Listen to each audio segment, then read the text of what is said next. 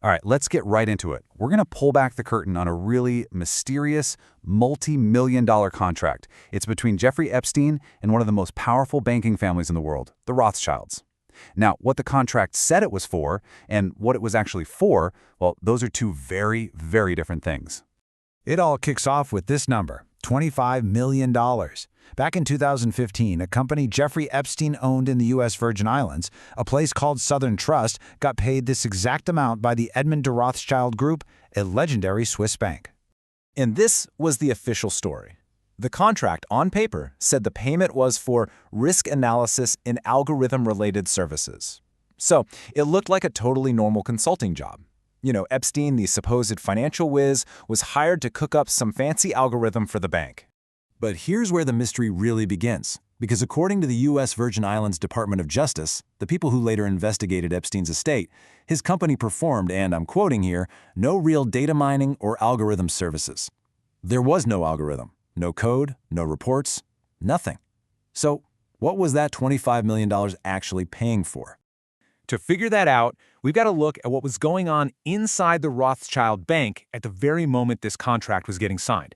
And it turns out they were right in the middle of a huge, potentially bank-breaking crisis.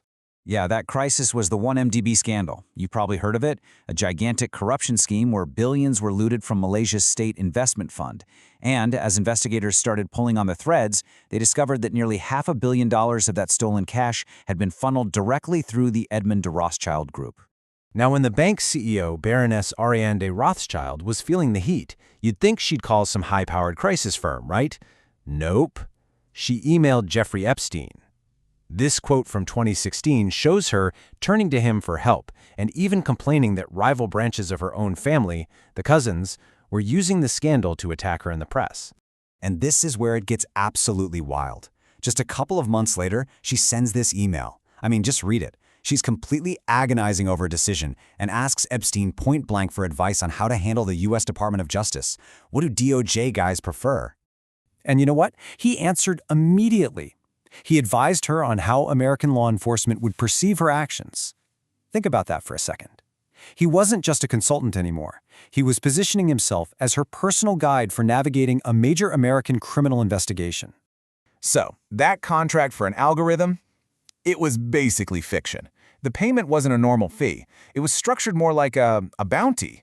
Epstein would only get the full $25 million if he helped the bank get a settlement with the Department of Justice for under $75 million. And guess what? He delivered. The DOJ settled for $45 million, and Epstein got his payday. But dealing with the DOJ was only one part of the job. That $25 million bought something else, something just as valuable, if not more so, access. Epstein wasn't just managing a crisis. He was brokering power. This email really says it all. The Rothschilds were pitching a massive infrastructure deal, and Epstein's response was just 4 words. Donald loves the Rothschilds' name. He was making it crystal clear that he could open doors straight to the top of the brand new Trump administration. And this wasn't a one-time thing. The documents show Epstein was personally setting up a whole network of connections for the family. He made the first intro between Ariane de Rothschild and the former Israeli Prime Minister Ehud Barak. He connected her to the billionaire Leon Black and the former Treasury Secretary Larry Summers. He was even brokering deals for other Rothschild family members and making introductions to the Macron administration over in France. I mean, let this sink in. His role went so deep that he was sharing confidential financial data with the CEO of a rival bank, trying to set up a full-blown merger of the entire Edmond de Rothschild Bank. We are a world away from algorithm services here. So, you might be wondering, how did the money for all these, let's call them off-the-book services, actually get moved around? Well, for that, we have to follow the financial trail, and it leads us directly to a shell company in the Caribbean. This right here was the nerve center, Southern Trust Company. It was Epstein's main financial vehicle, set up in the U.S. Virgin Islands, where it got a massive 90% tax break. The court that investigated his estate didn't pull any punches. They called this company the financial engine of the entire Epstein enterprise. And this is where the web gets even thicker. The Rothschild money wasn't sitting in its own little account. It was poured into the very same shell company that held over $140 million from the billionaire Leon Black. And from this big, commingled pot of money, Epstein then made payments out, like a $1 million investment to an Israeli surveillance company tied to Ehud Barak, the same guy he introduced to the Rothschilds. Okay, so let's put all the pieces together and answer that first question. What did the $25 million really buy? Because it's pretty clear the contract was just a cover story for a whole suite of services that you could never, ever put on an official invoice. This was the real exchange. The Rothschilds got someone to navigate them through a potentially catastrophic DOJ investigation. They got crisis management for the 1MDB scandal, and they got access to the highest levels of power in both America and France.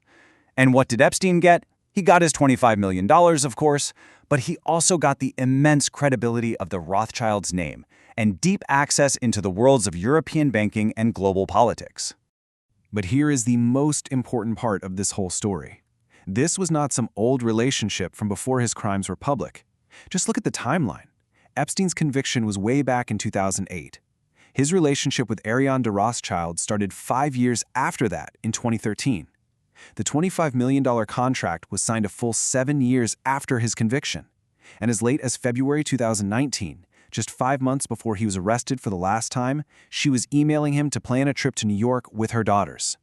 So that leaves us with one last unavoidable question.